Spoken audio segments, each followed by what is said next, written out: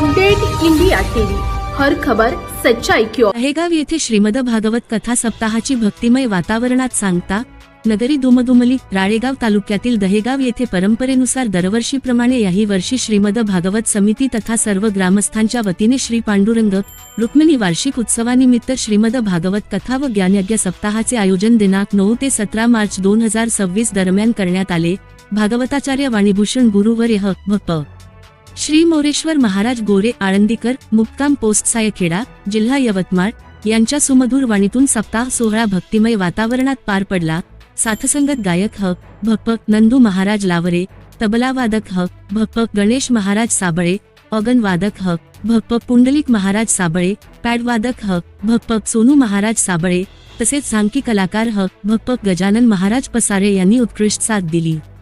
सोमवार दिनांक 9 मार्च रोजी सकाळी श्रींचे पूजन व अभिषेक पूजा करण्यात आली। दुपारी भागवत कथेला प्रारंभ झाला तर सायंकाळी हरिपाठ व सामुदायिक प्रार्थना घेण्यात आली। रात्री भप सदाशिव महाराज परचाके आळंदीकर यांचे कीर्तन झाले। मंगळवार दिनांक मार्च 10 रोजी भप रामकृष्ण महाराज भागवत घारपळ यांचे कीर्तन झाले। बुधवार दिनांक मार्च 11 रोजी भप पवन महाराज रोहनकर भप हेमंत महाराज तायडे व भप रोहन महाराज घोंगडे यांचे भारूड सादर झाले। शुक्रवार दिनांक मार्च 13 रोजी भप प्रवीण महाराज खोब्रागडे यांचे भारूड सादर करण्यात आले।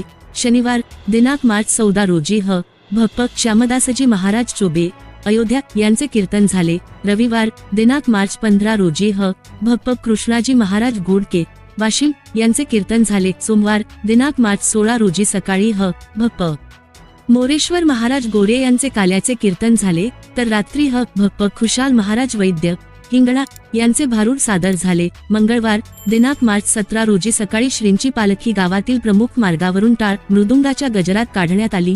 दिंडी नगर प्रदक्षिणेत विविध भजन मंडळांनी उत्स्फूर्त सहभाग घेत भक्तिमय वातावरण निर्माण केले। सती सोनामाता भजन मंडळ सावरखेडा, महारुद्र हनुमान भजन मंडळ सावरखेडा, सती सोनामाता भजन मंडळ आष्टोणा, श्री गुरुदेव महिला पदावली भजन मंडळ कानिडा, हरिओम दुर्गा महिला भजन मंडळ सास्ती, जय सेवा महिला भजन मंडळ सावरखेडा, नवनाथ हरिपाठ भजन मंडळ मंगी, संत गजानन महाराज भजन मंडळ आष्टोणा तसेच दहेगाव व परिसरातील अनेक भजन मंडळांनी सहभाग नोंदवला।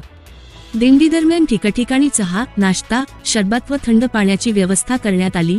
शिवाजी चौकात शिवप्रतिष्ठान युवा मंच, दहेगाव तसेच विविध चौकांतील कार्यकर्त्यांनी भाविकांची सेवा केली।